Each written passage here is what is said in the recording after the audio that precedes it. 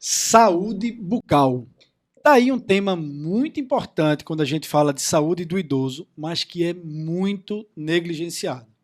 Nesse novo episódio do podcast Envelhecer com Saúde, Jerry Class, a gente vai falar sobre tudo que você precisa saber sobre saúde bucal no idoso. Segura aí que tem muita informação e conteúdo pela frente.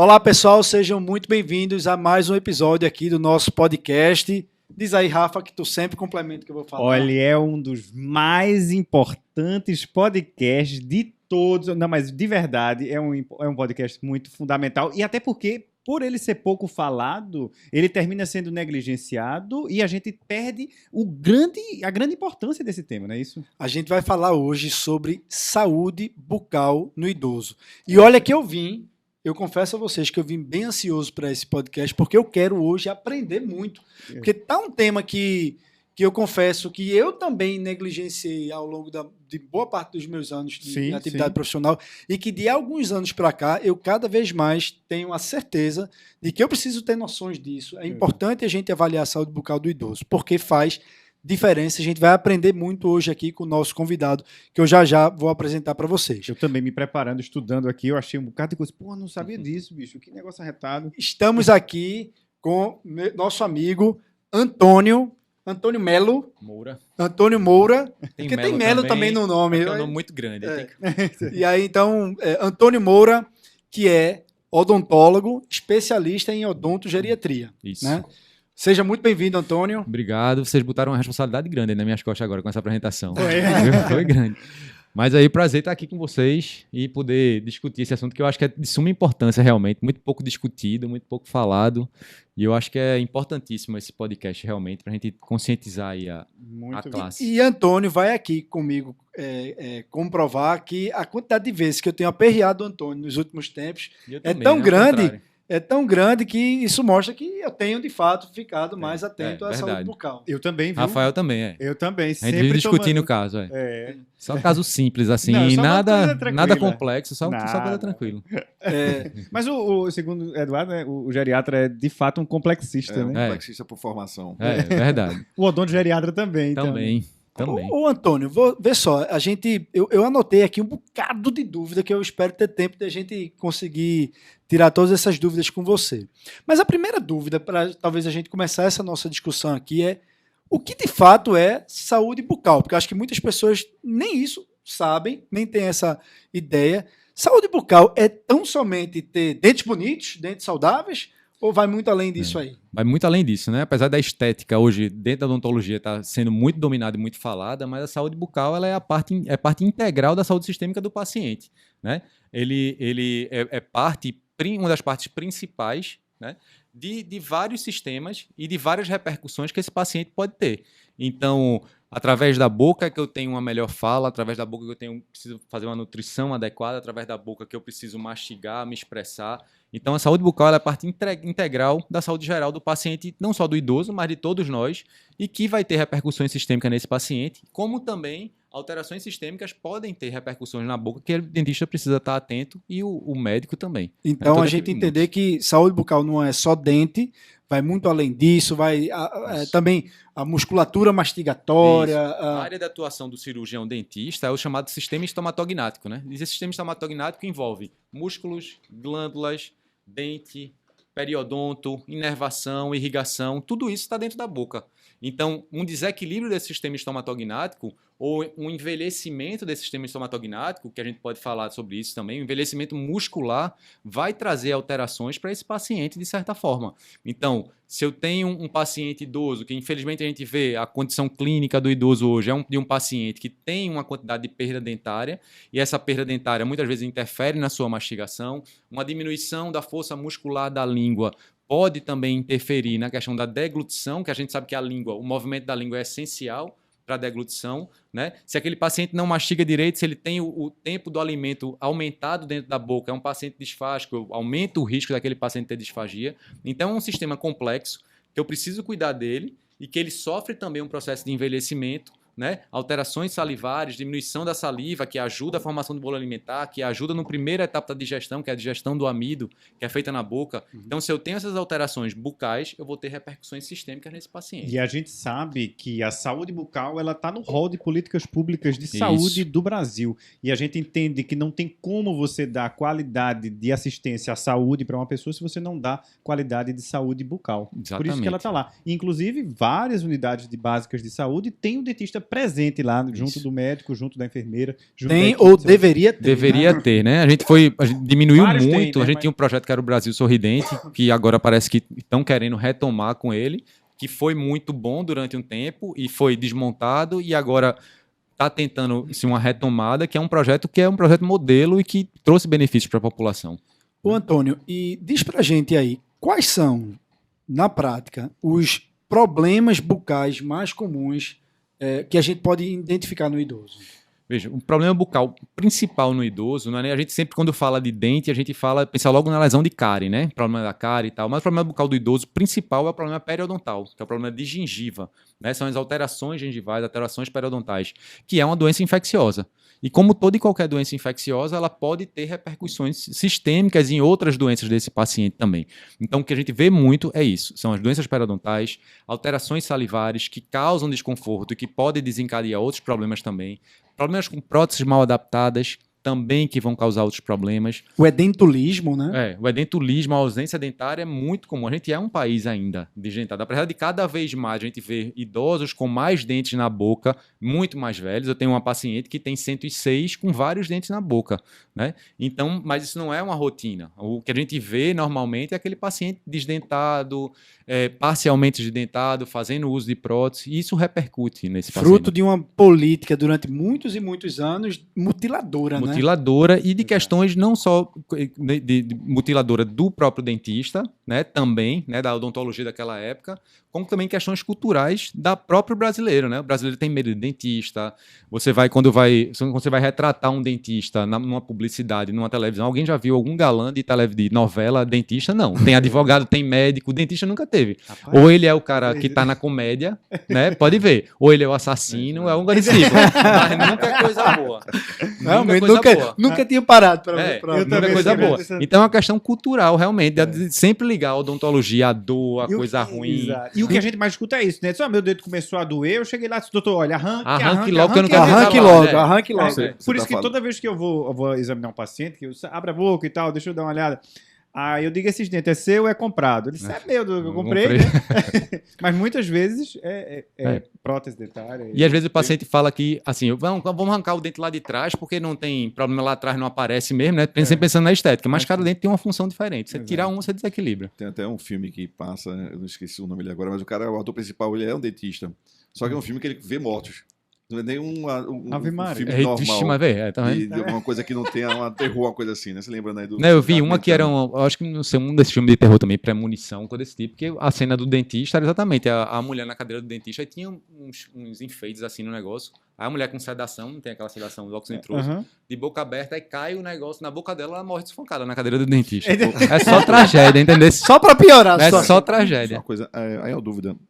A placa, ela é considerada uma manifestação infecciosa, uma A periodontite? placa bacteriana, Sim. a placa bacteriana ela pode desencadear, né? A placa bacteriana ela se deposita nas superfícies dentárias, né? E se não for removida, precisa ser removida mecanicamente, que é através da escovação, né? A ação química também é importante, a depender do enxaguatório a ser usado, às vezes, lembrando que enxaguatório é uma medicação que precisa ser indicada, né? A gente, apesar de ser vendida... Todo mundo está indicado para todo mundo geral, como a gente vê. não deveria, né? Ok. Cada enxaguatório daquele é uma droga diferente, né? Certo. Tem cetilpiridina, tem a clorexidina, então existem indicações para aquilo ali. Então deveria ser bem indicada e não deveria ser vendida como é vendida no mercado, como vou dar um hálito melhor, alguma coisa desse tipo, né? Então assim, precisa haver o controle químico e mecânico da placa bacteriana para não chegar a desenvolver uma gengivite, um aumento de tártaro, uma doença periodontal mais avançada que chega até a perder Deixa eu o ver, juízo deixa eu desse ver paciente. uma olhada, só uma coisinha. Então a troca de escova para evitar uma placa, quanto tempo? troca de escova, eu costumo dizer que depende muito do paciente, né? Porque a escova começou A minha, abrir a cerda, a minha é trocada todo mês. Viu? Pois Eu, é. eu tenho um péssimo hábito de de escovar com muita força. escovar com muita que força. é péssimo Quem isso estava aí. com plástico logo? Vira a É mesmo. Pra não acabar com Eu já tive Meu lesão, pai- eu já meu pai é tive, eu já tive delicado. lesão gengival, retração gengival. por conta escovar disso. com muita E Meu não pai só, assim, ele quebra... pá! não só retração gengival, mas tem abfração, abrasão. Você desgasta realmente o tecido dentário, né? Sei. A dentina, e você começa a ter cavidades, cavitações, às vezes na região cervical, que é essa região mais próxima da gengiva, por conta de escovação, muitas vezes com força. Então a escova precisa ser macia, extra macia, esse é o principal, né? E que ela começou a abrir e você Desgastar. precisa trocar. Ok. E assim, a gente estava falando do edentulismo, Antônio, e aí me veio à mente, isso é um problema no Brasil muito frequente, que você colocou aí, e que outros países, e o grande exemplo disso é o Japão, Sim, que já fez um programa conhecido lá, que é o 80-20, isso. né, que fala pra gente um pouquinho desse programa, É. que trouxe de fato um grande impacto positivo socioeconômico no Japão, que ele foi perpetuado esse Isso. programa.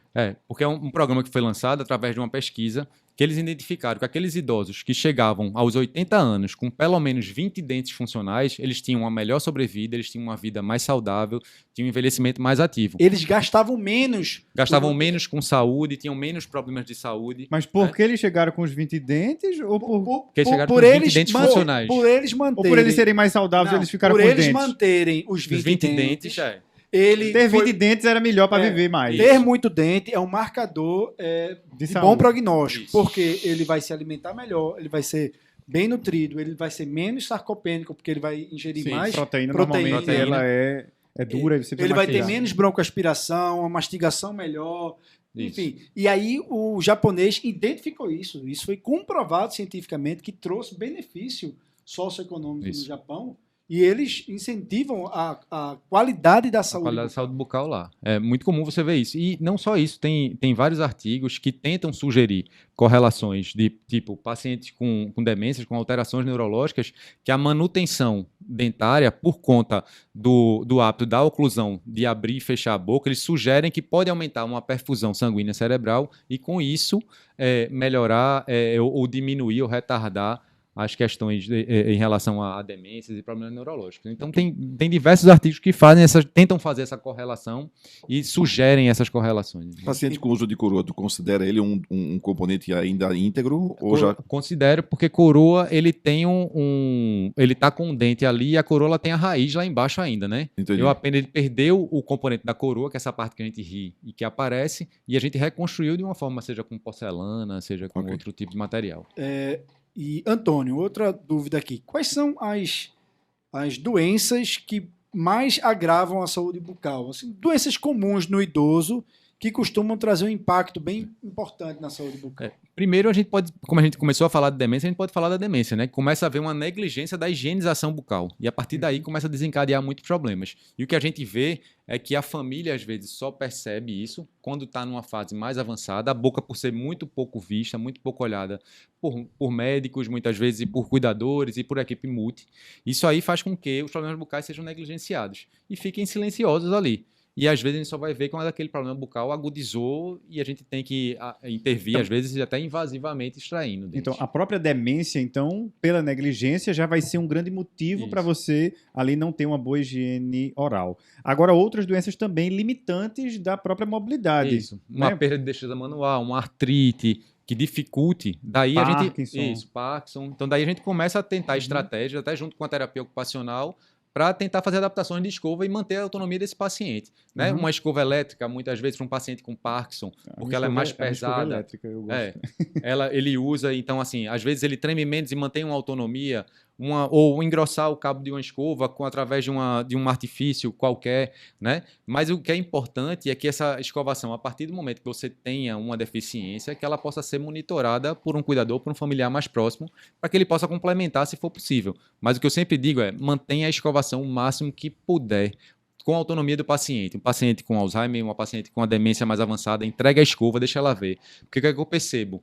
paciente às vezes chega numa fase avançada, acamado, você bota uma colher na frente da boca dele, ele abre a boca na hora, porque ele liga a imagem da colher à imagem da alimentação. Muitas vezes eu consigo abrir a boca de paciente, que a gente estava conversando com isso antes, o meu espelhinho, o espelho eles identificam como se fosse uma colher, vamos abrir aqui, aí o paciente abre a boca na hora, é preciso humilhar, mas você consegue abrir a boca dele, aí pode ter a ver com essa correlação Eita, também. tu contou um segredo agora. Tá vendo? Poxa, não devia ter dito. Entreguei para todo mundo. Mas assim, às vezes eu sinto que tem essa correlação, porque quando eu boto o espelhinho para examinar, muitos não, alguns realmente abrem e ficam abertos. Mas às vezes quando eu boto para examinar, eu boto e eles fecham no espelho, achando que identificando como se fosse uma colher. E a mesma coisa acontece com a escova. Aí é comum, é recorrente a gente ver os familiares e cuidadores chegando e dizendo, a gente não consegue, a gente bota a escova, ele morde, ele não deixa, ele fica irritado, porque não foi habituado a fazer isso. Né? Você estava falando aí de demência, a importância da saúde bucal na demência. Então, quando a gente dá o diagnóstico de demência, é importante já ter o hábito, criar o hábito de ir procurar o odontólogo até precocemente. Isso. Porque muitas vezes cuidar dessa saúde, até para prevenir problemas, mas também para cuidar de um problema de saúde bucal mais grave, numa fase mais avançada da demência, tende a ser mais difícil. Muito né? mais difícil. Aquele idoso com demência, alteração de comportamento, que não deixa o odontólogo atuar. O que eu sempre digo é assim, fase inicial é a fase que é melhor para a gente intervir. Então, bora fazer uma adequação bucal completa. Então, eu boto o paciente, eu faço radiografia, eu mando fazer panorâmica, vamos traçar um planejamento. Se eu tenho um dente lá, que eu sei, esse dente não está dando problema agora, mas vai dar problema no futuro. Eu já me antecipo. Entendeu? Então, eu tento fazer essa adequação enquanto o paciente consegue ir no meu consultório. Né? Depois a gente mantém as rotinas, claro, em domiciliar, pode fazer nas diversas fases. Mas o ideal é a gente traçar esse planejamento, não só de tratamento meu de intervenção, como de orientação de toda a equipe que está cuidando daquele paciente. A gente tem um paciente em comum, né? Sim. Que eu chamei Antônio. Antônio, me ajuda aqui. Essa paciente ela tem um sintoma comportamental muito importante, então ela é extremamente agressiva. A gente chega perto dela, ela vai com a mão assim. Pega. Então, por várias medicações, várias estratégias a gente vem tentando para controlar ela, mas ainda assim ela tem uma rejeição ao cuidado muito grande, sabe?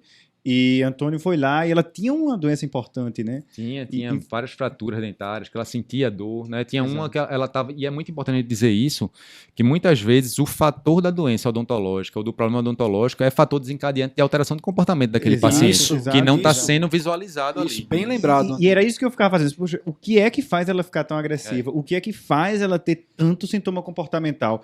Poxa, será que é a boca? Foi quando... Antônio, dá uma olhada aqui. Teve uma vez que a gente foi lá, só desculpa interromper, tem uma vez que a gente foi lá, nessa paciente especificamente, ela fraturou um dente e ninguém viu, foi um dente posterior, inferior, e ela estava com uma lesão, uma úlcera aftosa bem no local onde a língua encostava nesse dente, que ficou pontiagudo assim. Olha E só. ninguém entendia por que ela estava tão alterada. Eu fiz, ela tá incomodada. Aí a família dizia, ela tá sentindo dor, ela vive reclamando, botando a mão aqui e eu não tô vendo o que é. Aí quando eu vi, era uma afta que formou porque o dente fraturou. E a gente teve que extrair esse dente que deu um trabalho e foi na casa dela. Imagine vocês. Alguém aqui já teve dor de dente? Sim. Dor de dente é uma das coisas que mais incomodam. A pessoa não consegue dormir, a pessoa Por isso que eu não arrancar. A pessoa não consegue Eu quero ver doer. esquecer daquela dor por um segundo. Agora imagine você com esse sintoma sem conseguir expressar esse sintoma, sem as pessoas entenderem que você está sentindo aquilo. Né? Você fica dias, semanas, meses com aquele problema, isso vai desencadear a alteração de comportamento. Então fica muito atento, a gente tem que ter muita atenção. A gente teve um caso de paciente em cuidados paliativos, né? Até com duas colegas nossas, que é Michele e Sandra, que era uma paciente que passou dias sem se alimentar, assim, alternando a alimentação. Alimentava, parava de se alimentar, aí as meninas acharam, acho que está em processo ativo de morte, dá uma olhada. Mas Michele, como eu sabia que ela tinha muitos problemas bucais, eu já tinha atendido ela, era uma paciente mais agressiva do que essa que a gente comentou, muito mais. Aí ela fez, dá uma olhada na boca dela. Aí quando eu fui ver, exatamente isso. Eram 3 dentes fraturados, a boca extremamente ressecada e esses dentes assim. Você imagina, um negocinho já caco de vidro na boca. Caco de vidro. Quem foi no dentista fez alguma restauração e fica arranhando, a língua só vai nela, né? E era exatamente o que ela fazia. Ela tava assim, o tempo todinho com esse movimento da língua nesse local. E a afta tá lá, bem grande. Tá doido. Aí a gente pegou, fez essa paciente voltou a se alimentar normal e faleceu ano passado. Tem uns 5 anos esse cara. O Antônio, ainda falando de doenças que podem comprometer a saúde bucal, a gente tem que citar aí também diabetes Sim. e câncer, né? Isso, também. O diabetes ele tem uma correlação bidirecional, né? Principalmente com a doença periodontal ou com as infecções bucais como um todo, onde a desregulação da glicemia ela pode afetar o curso da doença periodontal e o curso das infecções bucais, como as infecções bucais também podem causar alteração de glicemia. Então é muito comum aquele paciente diabético que vai no médico, troca medicação, não controla a glicemia, e quando você vê que faz uma adequação bucal, isso aí colabora para esse controle glicêmico do paciente. Sim, porque ali infecção, estímulo de liberação de mediadores inflamatórios, cortisol, gera piora do controle glicêmico. No caso do câncer, é muito comum, principalmente repercussões do tratamento. Né? E por isso que é tão importante, eu acho, a correlação entre a geriatria, né, a oncogeriatria, a oncologia, até para o planejamento de cuidar daquele paciente. Eu já peguei pacientes que não tiveram esse planejamento e fizeram 30 sessões de radioterapia para a região de cabeça e pescoço, a paciente foi para a sonda e não conseguiu terminar o tratamento. Então, por uma falta de planejamento, às vezes, de inter-relação dessas duas especialidades. Né? Então, as mucosites orais, principalmente a mucosite oral, né, que é uma reação adversa da quimioterapia, a depender da droga, e da radioterapia, se for em cabeça e pescoço. Então, a gente tem como intervir, tem como minimizar esses efeitos. Né? A gente usa muito, além de outras terapias medicamentosas tópicas, a gente usa muito a laser terapia. A laser terapia de baixa potência, né, ela tem um poder de fotobiomodulação, analgésico e anti-inflamatório. Então, eu tenho uma reparação tecidual. Então, eu pego esse paciente no início do tratamento e traço uma... mucosite? Para mucosite profilaticamente. Profilaticamente. Tratamento também, né? Tratamento também. Tanto é que os planos de saúde hoje, quando é a região de cabeça e pescoço, ou quando é um paciente oncohematológico, eles já liberam. Antes nem liberavam, agora já liberam. Pode fazer, dentista pode fazer. Até o plano médico mesmo. Ô, Antônio, estou lá no meu consultório, né, atendendo meus pacientes idosos. O que é que eu, como médico, geriatra, clínico, ou médico que está ali na atenção primária de saúde, o que é que a gente tem que ficar atento para fazer uma triagem de problemas bucais? Quais são o que é que a gente precisa observar no exame clínico ou na anamnese que pode indicar que a saúde bucal daquele paciente idoso não está boa? Assim, eu acho que vocês, primeiro perguntas básicas, né? Se o paciente conseguir verbalizar ou a família, como é que está a alimentação dele, está conseguindo alimentar, ele fica agitado na hora, se for um paciente com demência, ele fica agitado ou agressivo na hora da alimentação, porque isso pode estar gerando algum tipo de dor, né? A prótese está mal adaptada, está caindo quando você fala, quando você mastiga, sente dor quando mastiga, né? Isso é uma das coisas. A própria halitose, mesmo você sentir a halitose do paciente, a halitose você está muitas vezes correlacionada a um problema bucal, na grande maioria das vezes, né, problemas gengivais principalmente, então é importante a gente estar atento a isso aí. E o exame visual, né? A gente sabe que ninguém foi preparado, a não ser a odontologia, a fazer diagnóstico, mas você pode ver um dente fraturado, uma alteração de cor, de mucosa, uma gengiva mais sangrante, uma placa branca, que pode ser uma candidíase, né, oral, que é muito comum a gente ver em pacientes idosos, candidíase oral, uma queilite aquitínica, queilite angular, que é uma queilite que você pode, aquele vermelhidão no canto da boca, aqui na camisa labial. Aquela saburra na língua, né? Aquela saburra na língua, o paciente reclamando de boca seca, né? Muitas vezes é saburra, às vezes é candidíase. Então, a saliva, como a gente falou, a saliva tem diversas funções. Uma das funções, além de lubrificação, é proteção de injúrias também. Então, o paciente com a boca mais ressecada, ele está mais susceptível a infecções fúngicas, a desenvolver ulcerações, infecções virais, herpes, né? Enfim. Maravilha. E uma dúvida, querem perguntar? No exame físico, né? Tu recomendaria, pelo menos, de orientação para o geriatra? Seria fazer uma inspeção, alguma palpar também, eventualmente? Como é que não seria sei nem isso? se palpar, mas pelo menos pedir para ele colocar a língua para fora, avaliar a mucosa jugal por dentro, né? Pegar mesmo, inverter o lábio, ver se consegue ver alguma alteração. E uma luzinha, principalmente. Porque eu tenho o hábito de fazer isso. Eu sempre tiro a máscara. Vamos lá, como é que tá a boca? Tá tudo bem? Tá comendo direitinho? Como é que estão esses dentes? Olha, vamos dar uma olhada, né? Já fui no dentista esse ano. Eu sempre uma espátula de madeira automático. Que é fácil. Rafa, você lembrou agora de uma questão que eu até coloquei aqui dentre as dúvidas que eu tinha para tirar com o Antônio. Qual é a frequência recomendada, no geral, em média? A gente sabe que vai ter as particularidades que eu devo orientar o meu paciente idoso a procurar o odontólogo. Assim, o paciente idoso, saudável, ativo, 6 em 6 meses, assim como a gente é orientado. Aí, né? 2 vezes ao ano, pelo menos.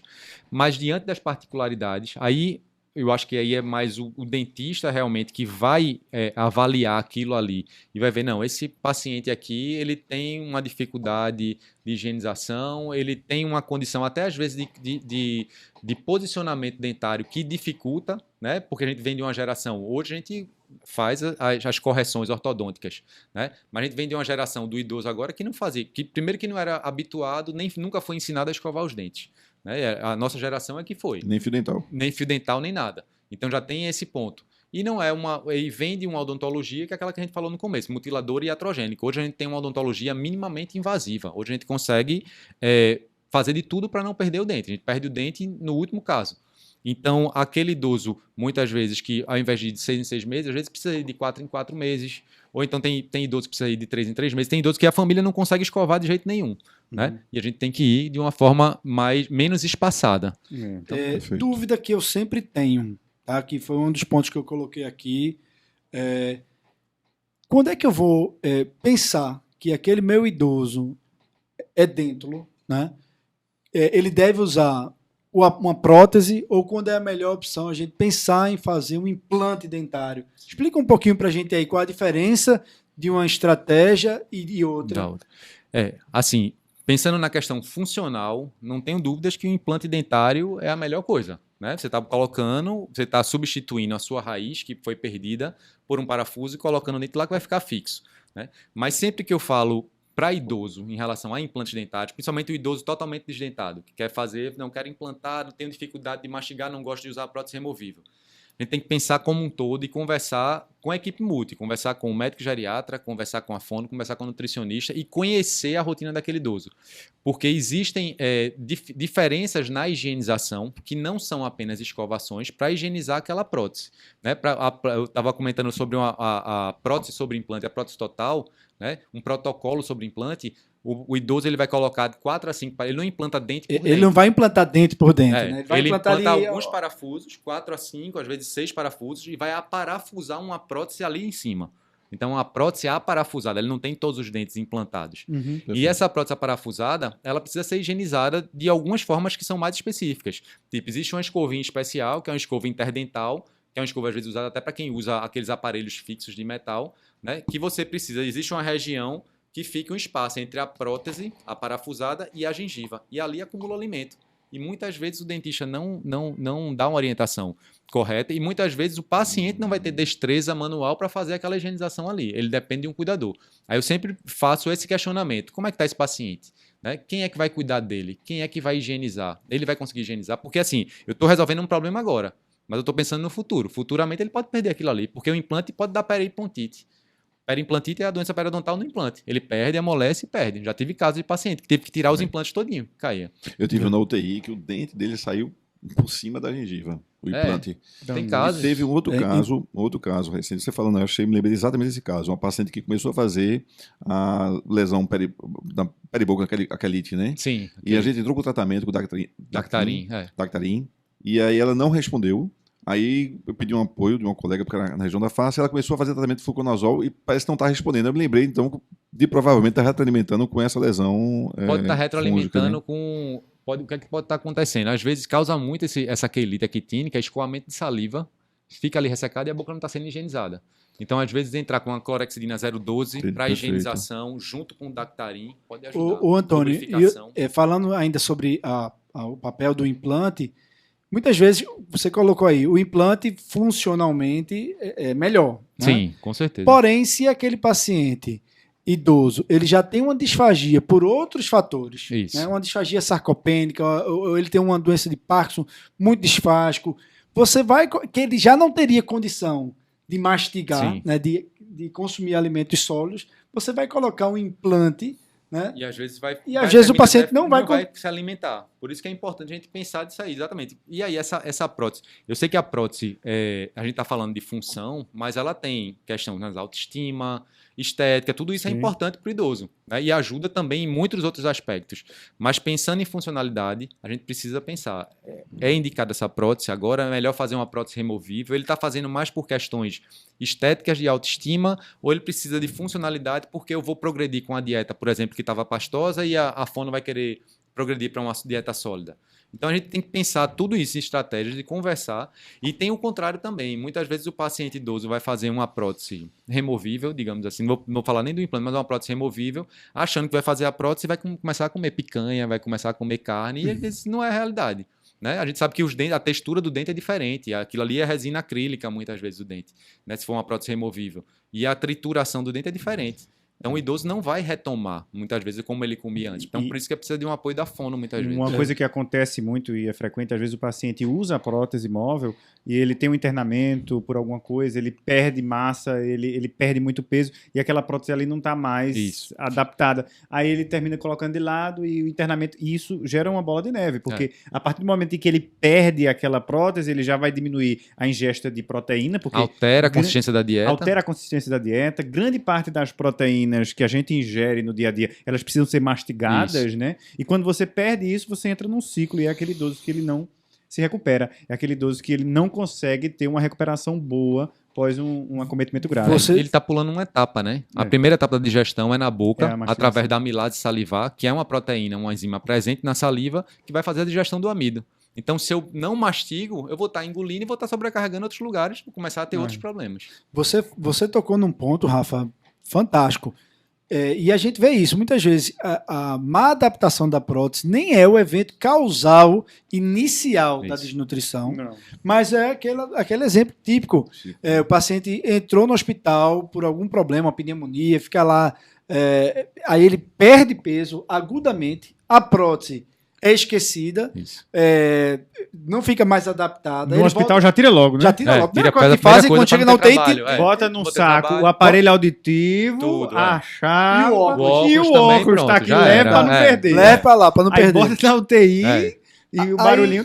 Aí depois Boa o paciente sorte. perdeu. Boa sorte. O paciente perdeu peso, a prótese nunca mais ficou bem adaptada, né? E aí o que não era um problema inicial, agora ele volta para casa sem conseguir usar a prótese, sem conseguir comer direito agora, porque a prótese ficou frouxa, ficou mal adaptada. E às vezes fica dois meses, enquanto está internado no hospital, não está usando a prótese. Aí quando quer ter alta, fez, tô chamando aqui pra gente, bora botar a prótese dele, não entra mais às vezes. Dentro movimenta, se for uma prótese parcial, movimenta, aquilo ali. Então, aí a gente tem estratégias, às vezes, de tentar fazer um reembasamento, pelo menos provisório, que é tentar readequar aquela prótese antiga aquela nova conformação e anatomia da boca, que pode tentar ser feito, ou então fazer uma prótese nova também. Deixa eu perguntar algumas coisas em relação à prótese. Você pode ter uma prótese completamente limpa, olhando o visual, e ainda assim tem infecção fúngica? Pode ter. E isso a gente consegue ver, não visualmente na prótese, mas a gente consegue ver na mucosa do paciente. Aquele palato avermelhado, né, com pontinhos vermelhos muitas vezes, aquilo ali é estomatite protética, que a gente chama muitas vezes. Então aquilo ali tem que ser tratado, é um fungo, trata-se normalmente com um antifúngico, Dactarin gel, ou qualquer outro desse tipo. Por isso que é importante o cuidado com a prótese também, orientar. Porque às vezes não tira, o paciente nem tira a prótese para dormir às vezes. Né? Então é importante tirar para dormir, fazer um processo de desinfecção, exigem nas farmácias produtos específicos para descontaminar a prótese uma vez por semana. E fica naquele copinho com água mesmo, aquele negócio ali? De noite, não. Eu indico sempre escovar, né? Escovar a prótese com sabonete neutro, a gente indica, sempre com a escova específica para prótese, que existem escovas de prótese. E uma vez por semana, descontaminar essa prótese em produtos que existem na farmácia ou em soluções caseiras, às vezes com hipoclorito, mais diluído em água. Tô falando de causa própria não, viu? Meus avós que faziam essas posturas. Sim, né? Minha avó também. Não, Antônio, outra coisa, rapidinho. Foi um amigo teu, né? Foi um amigo meu. Eu tive um caso de uma paciente que o colega ficou folgado a prótese inferior, a superior estava ok, e ele disse que ela ficasse mastigando, comendo sem a inferior, só com a superior, né? Porque a paciente foi sempre acostumada a comer com a inferior, você tirar de uma hora para outra, ela não vai conseguir mastigar, né? Com certeza. Existem casos de idosos, realmente, que é um caso do meu avô, que já é falecido, que ele tinha, acho que 4, 5 dentes na boca e conseguia comer tudo, não sei como. Eu fiz prótese para ele nunca usava, só usava para tirar foto em época de aniversário. Porque ele chegava no aniversário, ele botava, ficava lindo, mas não tirava deixava foto, de comer a picanha dele. tirava e comia tudo, ruía osso, tudo. Então, assim, se adapta, né? E conseguiu. Mas nesse caso específico, né, a remoção da prótese inferior. Se a paciente sempre teve prótese inferior, com certeza ela não vai conseguir mais mastigar. Às vezes pouco dente, às vezes é pior do que a prótese. Você tem ali 2 dentes só, às vezes você usa só para ancorar uma coisa, né? Pior até pra gente, quando a gente ia entubar o paciente. Caraca, bicho. Baixa um dente errado no caminho ali. Mas aí tem uma história. Aquele dentinho que E o ficava no meio do voa? caminho. E que voa na hora da intubação, que já teve. Voa. Eu tive Já uma peguei paciente que alguns. intubou e quando ficou, o dente sumiu. Isso, uns 3, 4 dias. De repente chega o filho dela, mamãe tinha os dentes tudinho, cadê? Tá faltando esse. Aí eles foram achar a gente no raio-x, o dente ficou em cima do trago. Foi ter que fazer Eu broncoscopia. teve um comigo. E meu pai dizia que, olha, meu pai brincando com minha avó, né? Aí ele dizia assim, olha, sogra só pode ter 2 dentes. Um que é pra abrir a cerveja, o outro que é pra doer. Tu diga aí. Tua sogra vai adorar. Vai adorar, vai saber isso. Vai adorar escutar isso. O Antônio, outra coisa, outro tema que também é muito controverso, né? Mas meu pai se dava muito bem com minha avó, viu? Ele era brincante. Sim, né? percebe-se, Rafa, percebe-se que se dava Mas ele muito gosta. bem. Ela adorava. Tô falando dela não, tô falando da tua sogra. Um outro tema que é muito controverso e que vira e mexe, chega para mim no consultório uma cartinha do colega odontólogo, o paciente que vai fazer uma extração dentária, uma exodontia, e que usa um antiagregante plaquetário ou anticoagulante, e que de fato precisa dessas medicações, é uma FA crônica, ou foi um evento tromboembólico recente, está usando anticoagulante, ou teve uma síndrome coronariana, foi angioplastado, com stent, está lá com dupla antiagregação, ou seja, situações que exigem o uso daquelas medicações, e que eu fico temeroso em suspender, mas que ele vai precisar fazer uma exodontia. Eu tenho necessariamente que suspender essas medicações? Não, a gente é muito bem respaldado, né, cientificamente, de não precisar retirar essas medicações, de interromper, fazer intervalo de medicação. Né? Pensando no custo-benefício para o paciente, é muito melhor que ele mantenha essa medicação caso ele venha a ter algum evento de sangramento. Uma extração dentária um evento invasivo de pequeno porte. A gente tem medidas locais de como controlar esse sangramento. Então é muito mais danoso ele parar esse medicamento, depois voltar a tomar, que a gente sabe que vai demorar a fazer efeito de novo, do que ele manter e ter esse risco de sangramento. E eu digo para vocês, em todos esses anos que eu tenho de odontologia, que não são muitos, para o pessoal não querer calcular a minha idade aí, 2 ou 3, me formei em 2020. Então, história, desde do século 2009, passado, 2020, 2020 da era pré-Cristo. Então, assim, nunca tive realmente nenhum evento. O que a gente pede é o seguinte, vamos dizer que o paciente está numa fase aguda após um AVE, após um AVC, está numa fase aguda. Se eu puder esperar um tempo para poder intervir, se for uma extração dentária, se não tiver prejudicando aquele paciente naquele momento, eu espero. Mas se for um evento que eu tenha que intervir, eu vou ter que intervir naquele momento. E é muito melhor que eu não suspenda. Né? Isso tudo combinado de forma multidisciplinar, junto com o médico, tudo. Então a gente é muito mais respaldado para isso. 2 perguntas. Tu consegue extrair qualquer dente da cavidade bucal, tudo comprometendo, hein? Com anestesia local? Sim, com anestesia local, sim. Extração total, de raiz e tudo. De raiz e tudo. Anestesia local, a gente consegue fazer tudo com anestesia local. O que dificulta a gente, o que leva a gente a uma... Não é nem uma anestesia geral, que eu acho que até hoje eu nunca fiz nenhum, eu só faço sempre uma sedação. É para controle de comportamento. É paciente com demência... Que era essa paciente que a gente pensou, pensou em fazer isso. Né? É paciente com demência, com alteração de comportamento, que eu sei que tem muitos dentes para fazer extração, que vai ser muito mais estressante para ela, que eu faça um por um, não que ela vá estar sentindo dor que eu fazendo, eu faço em momento único, faço uma adequação bucal em momento único daquele paciente, em bloco cirúrgico com um anestesista do lado e controlando aquela paciente fazendo uma sedação. É isso que eu faço, controle de comportamento. Mas assim, anestésico local, e mesmo a paciente com anestesia local, a anestesia geral, a gente anestesia localmente também o dente para extrair. Até para controle de sangramento e tudo. E voltando aos antiagregantes, anticoagulantes, né? Aspirina você não suspende, faz. Aspirina pela Vicks, tu não suspende também. Também não suspendo nenhum. E aspirina com um anticoagulante? Também não suspendo nada. Xarelto? Não. Aí tem que pensar nada. direito. O cara é macho, rapaz. Talvez a gente deva suspender. A gente vê isso muito no consultório, né? Já Esse chega receio, suspenso, esse medo. às vezes, a própria família, às vezes, tem isso aí. Olha, doutor, ele vem, às vezes não vem nem extrair o dente. Aí ele tem a cultura de que já ouviu falar nisso, que quando vai pro dentista tem que parar. Eu já tive paciente que chegou para mim fazer uma limpeza, uma coisa assim. Sem a Um fluozinho. Ele vinha hoje, Mário chegou, ele vinha hoje, eu já mandei parar o AS, não sei o quê. Não.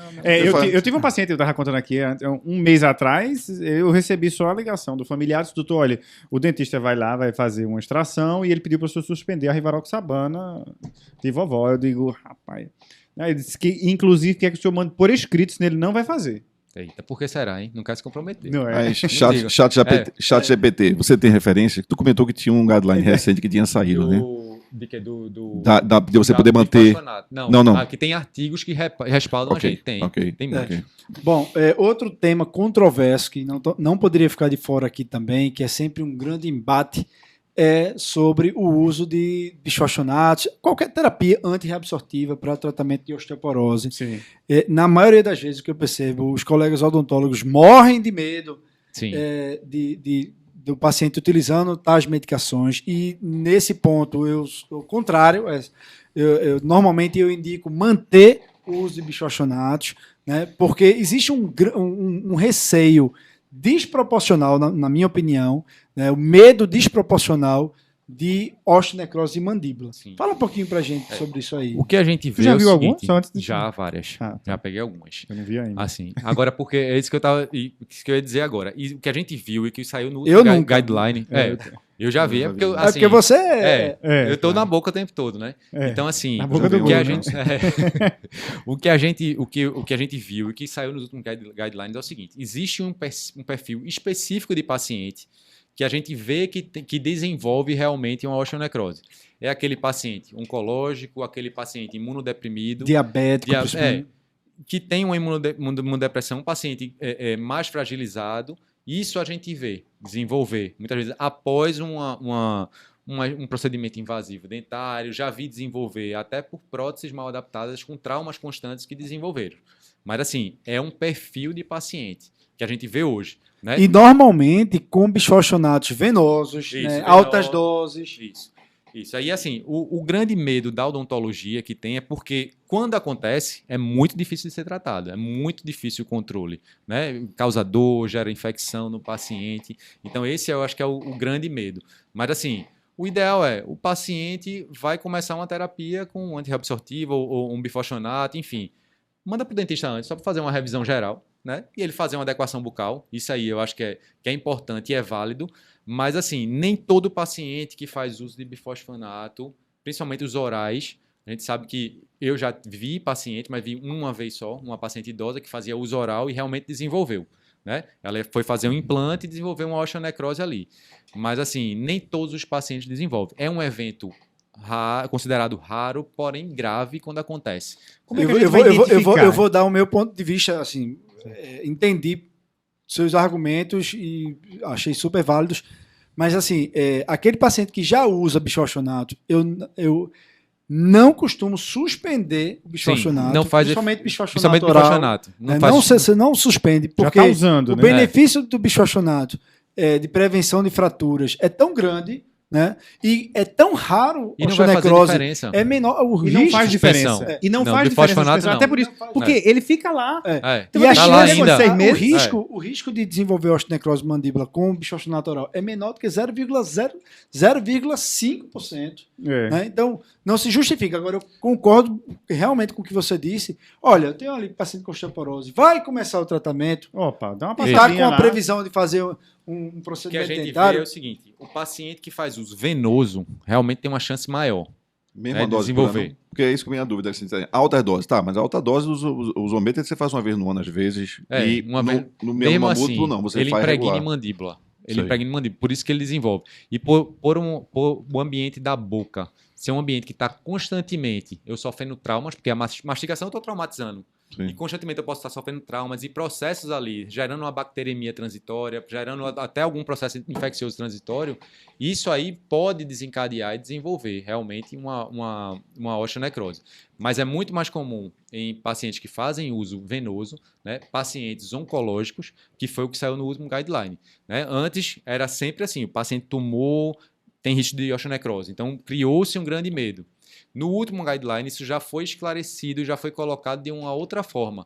né, da Associação Americana de Bucomaxilofacial, que é exatamente mostrando que existe um perfil específico que tem sido visto, que é o que tem desenvolvido essa osteonecrose, que é principalmente aquele paciente oncológico. Então, acho que até hoje, todos os pacientes que eu peguei com osteonecrose foram pacientes oncológicos. Eu não sou muito referência para dizer se é raro ou se não é, porque eu sempre estou recebendo, assim, eu sou muito indicado de oncologistas que me indicam muito, e sempre quando me indicam, ó, esse paciente acho que está com osteonecrose. Então, eu sou o receptor. Referência. Eu sou um receptor de pacientes assim.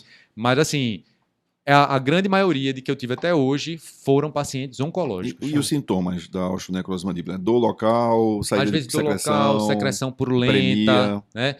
Osso exposto, né?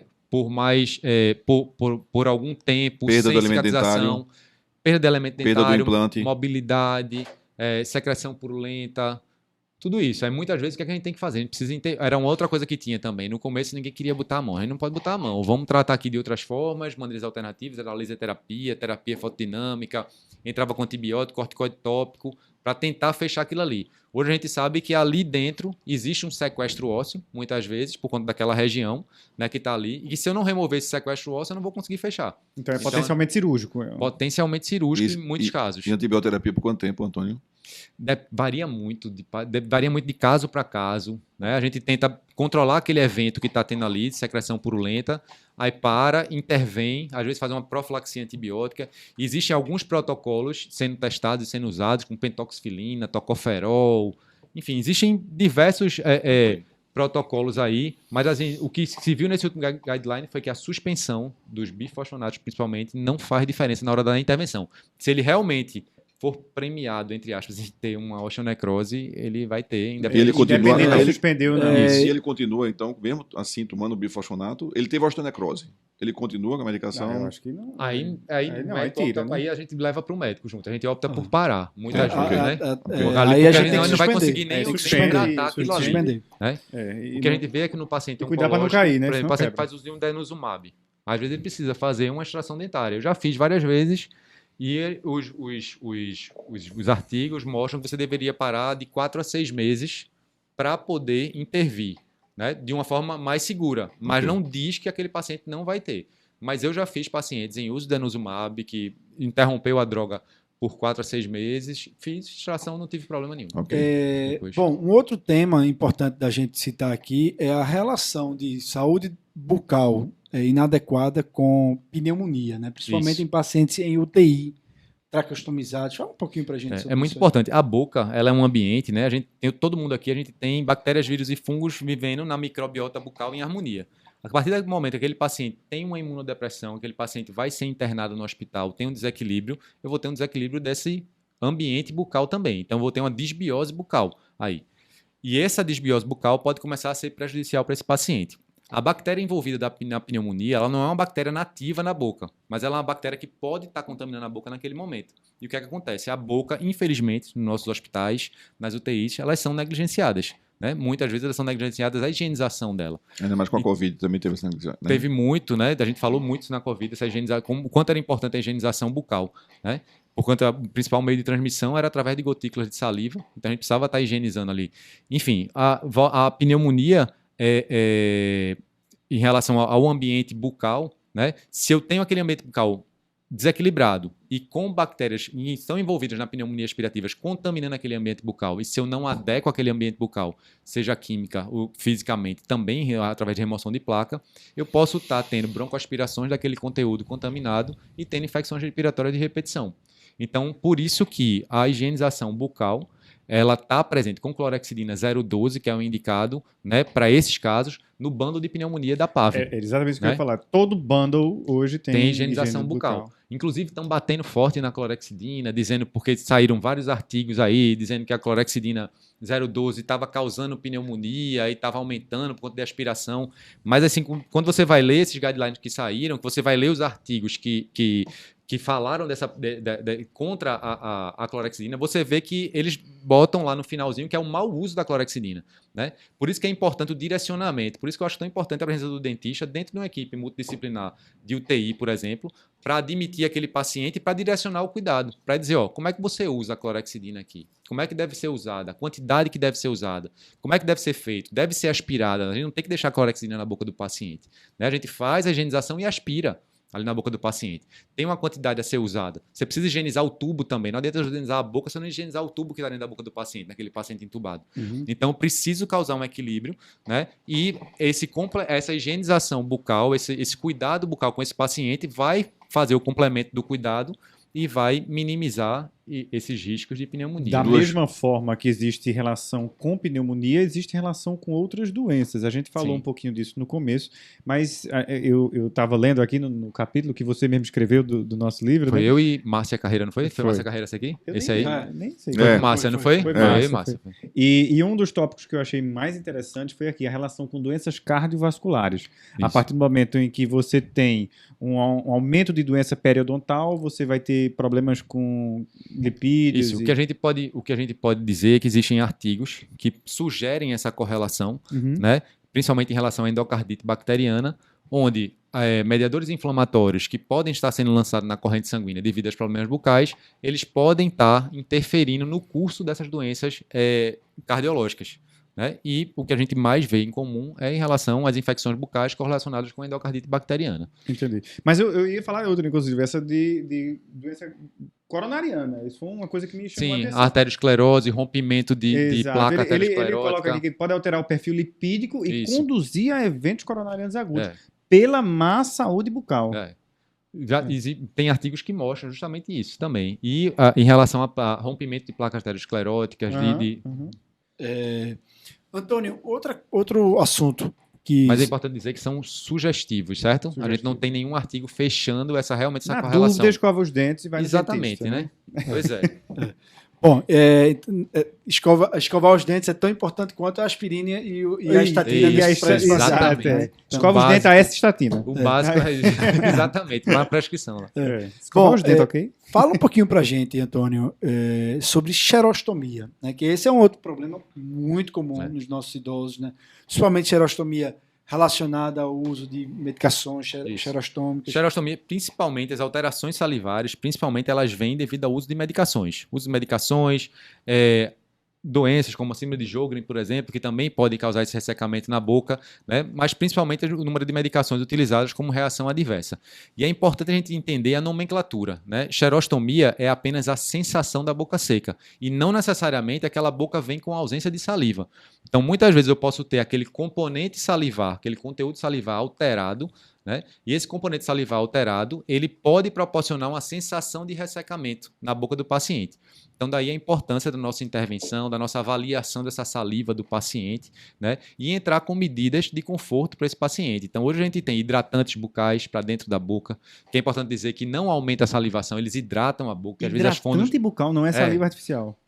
A saliva artificial é um hidratante bucal, né? Mas às vezes as fontes ficam desesperadas, porque vai dizer, não, o paciente é disfágico, tu vai botar aí uma saliva artificial e vai aumentar a saliva. Não. Aí a gente chama de hidratante bucal, ela fica hidratante bucal, não fica tranquila ainda, porque ela ainda vai brigar comigo. Mas eu digo, ó, existem as formas de aplicar, você não vai derramar o negócio na boca do paciente, você vai aplicar como se aplica um hidratante de pele, para trazer um conforto para ele. Então, existe em spray, existe em gel, né? Tem alguns que vendem já em farmácia também, você consegue encontrar, dá um alívio muito grande, principalmente para paciente oncológico que tem essas alterações. Então, assim, existe a xerostomia, que é a sensação da boca seca, existe a ascialia, que é a ausência total de saliva, existe a hipersalivação, que é o aumento da salivação que pode acontecer, existe a hipossalivação, que é a diminuição da salivação, e existe a babação, que é a falta de controle da saliva na boca. Então, muitas vezes, o que acontece? Às vezes, o paciente chama a gente para ver, tá com saliva excessiva, cialorreia muito grande. Você vai olhar para a boca do paciente, você vê a saliva acumulada, mas às vezes não é a saliva em excesso. Às vezes, ali é uma falta de deglutição. Então, o paciente não está deglutindo direito, está acumulando saliva em boca. E não necessariamente... Aí, às vezes, você entra com uma medida secativa, né? Às vezes, um botox, às vezes, uma escopolamina, enfim... E às vezes aquilo ali vai trazer outros prejuízos para o paciente, porque vai começar a ter ressecamento, causa desconforto, causa candidíase. Cárie. Então, por isso que isso aí tem cáries também. Então, isso aí tem que ser muito bem. Aumento de acúmulo de placa, né? Porque o fluxo salivar ele ajuda também na autolimpeza da boca. Então, você tem que ser tudo muito bem conversado e bem decidido de forma multiprofissional. Faz parte de sua prática prescrever atropina sublingual? Pra Não, controle de saliva? eu geralmente eu prefiro sempre avaliar primeiro, né? Converse com o médico. Se a gente achar que é necessário, realmente, um paciente que tem uma hipersalivação, se a gente identificar, converso junto com a fono, a gente identificou, fez, esse paciente está tendo engasgo, está com muita saliva, a gente tem que diminuir. Aí diminui. Agora diminui com planejamento. Eu vou diminuir a saliva e o paciente vai ficar com a boca mais seca. Bora entrar com um hidratante aqui para dar um conforto para ele, para não ficar tão ressecado e tal. E voltando a falar de xerostomia, tem umas estratégias que podem induzir a produção de saliva, né? Normalmente ácido, limão, aumentar a mastigação. Chupa esse né? limãozinho. Existe chiclete, né? Existe chiclete específico para xerostomia, não vende aqui, vende fora do país, mas existem chicletes. Então tem estratégias para aumentar e melhorar essa salivação. Maravilha. A gente estava também comentando, agora mudando um pouquinho de assunto, e voltando a falar de demência, cuidado de saúde bucal no paciente com demência. Muitas vezes a gente tem aquele paciente com demência, com alteração de comportamento, fase mais avançada. Como é que você aborda esse paciente que está muito hesitante, está resistindo ao cuidado? Como é que você faz o cuidado da saúde bucal desse idoso que está agitado? Quais são as estratégias que você lança a mão? Até a gente já teve alguns casos em conjunto, em comum. Como é que você orienta? A primeira coisa que eu falo é que a abordagem faz toda a diferença, né? Esse caso que a gente teve em comum, por exemplo, eu sempre chegava lá, as cuidadoras ficavam, mas como é que tu consegue abrir a boca e fazer tudo nesse paciente? Que eu chego, ele morde a escova, ele fica agressivo, não deixa eu fazer. E quando tu chega aqui, aí eu fico brincando, vocês estão mentindo pra mim, vocês estão mentindo, você não consegue escovar os dentes dele. Mas realmente com elas, ele não conseguia escovar os dentes.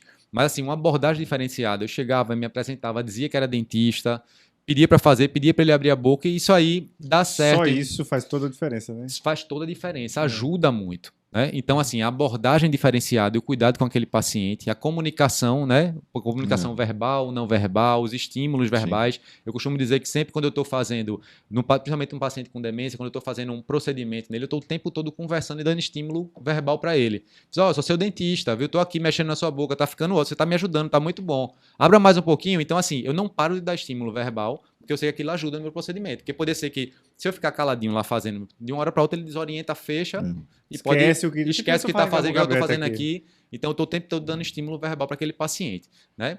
E tem também... Escolher o horário preferencial. Escolher o horário. Tem um horário, muito né? Boa, a gente sabe boa. O horário que o paciente está mais agitado. Tipo, aquele paciente tem acima do pôr do sol. Eu vou marcar uma consulta com ele. No final da tarde. 5h30 chega aí para tomar um café. Né? Olha, 5h30 da tarde, é hora do crepúsculo. Um dentista. Não dá de jeito nenhum. É um filme de terror. Já está montada a televisão cena, ligada. Está montada a cena, exatamente assim. Então, assim, a gente precisa ter estratégia, né? E às vezes até o paciente que, tipo, tem um paciente que ele toma uma medicação à noite que tem um controle de comportamento maior. A gente conversa com o médico e fala, nesse dia eu vou atender ele de 4 horas da tarde. Não dá para dar 3 horas da tarde, não, porque a gente fez com aquela paciente. Com aquela deu paciente. Certo. Foi. Né? Deu certo mais ou menos. Mais Ela ou dá menos, certo, até certo ponto, depois ela. Mas tá gravando, diz que deu certo e pronto. Deu certo. Né? Deu certo. Conta aquela parte. Valeu, foi. Deu certo. Não, mas deu certo. Eu consegui fazer uma extração dentária nela. Foi. Deu certo. Ninguém esperava que fosse conseguir. Enfim, aí tem esse tipo de controle e tem os dispositivos que a gente consegue usar também para fazer uma abertura bucal. Tem os abridores de boca que a gente usa odontológico. Tem uns que a gente ensina até para os cuidadores para como fazer uma boneca de gaze, que é com paleta de madeira, gás. Então a gente faz uma almofadinha lá, você faz desse jeito aqui, bota aqui na lateral, você vai conseguir abrir a boca do paciente. Então, assim, a gente tem que ter essas estratégias, né? De horário de atendimento e a gente vai se moldando. Tem uma paciente que eu fui ontem, que eu falei... Eita, saí do microfone, foi mal. Tem uma paciente que eu fui ontem, né? Que eu sempre ia à tarde nela. E ontem eu não consegui mais ir à tarde, porque ela está começando a ter uma alteração de comportamento mais importante do que tinha. Eu vou a cada 3 meses nela. Então eu já vou ter que mudar o horário de atendimento para ver se isso aí pode ser que melhore minha intervenção. Entendi. Maravilha. Vocês estão com mais alguma dúvida? Querem comentar alguma coisa? Eu acho que a gente conversou bastante. Deu por satisfeito aí toda a explanação de Antônio. Rapaz, eu vou te dizer, viu? um dos podcasts que eu mais aprendi. Eu também. Tá vendo? Mais aprendi. Responsabilidade. Muito bom mesmo. Olha, esse podcast serve para você se conscientizar. Se você é médico, seja geriatra, clínico, dá atenção, não deixe de negligenciar a saúde bucal do seu paciente. Não deixe amanhã. Não deixe de não negligencie. Não Não negligencie. deixar de negligenciar. Não negligencie. Você que está atento agora, não fique mais.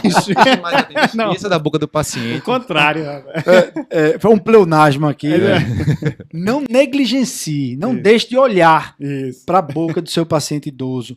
A cada consulta, abra ali a boca, pergunte, faça na anamnese perguntas voltadas, direcionadas à saúde bucal, né? Porque a gente aprendeu aqui o tanto de repercussão negativa que a saúde bucal inadequada pode trazer ao idoso. Só chamar a atenção só, Gomes, na sua observação fantástica aí, a questão da gente reforçar a tirada da máscara no consultório. Tem paciente que pergunta, né? Eu posso tirar? Quer dizer, tá na dúvida. É para tirar, é Tem para que tirar, começar a eu acho que é examinar. importante. Passou o momento da gente vencer essa etapa. Acho que na até pandemia, o paciente falando mesmo, você consegue observar a boca do paciente, algum tipo de alteração, alguma coisa que ele faça, até alguma expressão, que a máscara tira expressão facial. Né? É. Então, até alguma expressão que ele possa estar fazendo durante a fala. Antônio, só tenho a agradecer Eu que agradeço você vocês aqui. e convidá-lo já para outros futuros podcasts aqui, certeza, porque fazer a parte 2 aí. sua presença aqui abrilhantou. Aprendi, como eu disse, demais aqui nessa conversa. Espero bom. que vocês que nos ouviram, que nos assistiram, também tenham aprendido. E tenho certeza que toda essa conversa, toda essa discussão vai ajudar muitos pacientes por aí, porque as pessoas vão ouvir essa nossa conversa Sim. e as pessoas vão transmitir esse conhecimento e para seus pacientes. Então, isso foi muito bom. Maravilha! Muito obrigado, pessoal. Não deixem de se inscrever nos nossos canais, no YouTube, na plataforma de agregador de podcast que você nos ouve, nos assiste, tá? Não deixe de compartilhar esse conteúdo que vai certamente ajudar muitas pessoas, tá bom? Fiquem ligados aí sempre nas nossas redes sociais, porque cada vez mais temos notícias, novas novidades aí saindo no nossos perfis. Gericlass, Envelhecer com Saúde. É isso aí. Valeu, pessoal. Muito obrigado. Espero que tenham curtido. E é isso aí. Antônio, valeu mais uma vez. Obrigado. Valeu, eu que agradeço a vocês. Foi um prazer estar aqui. Um abração, Valeu. pessoal. Tchau, tchau. Até a próxima.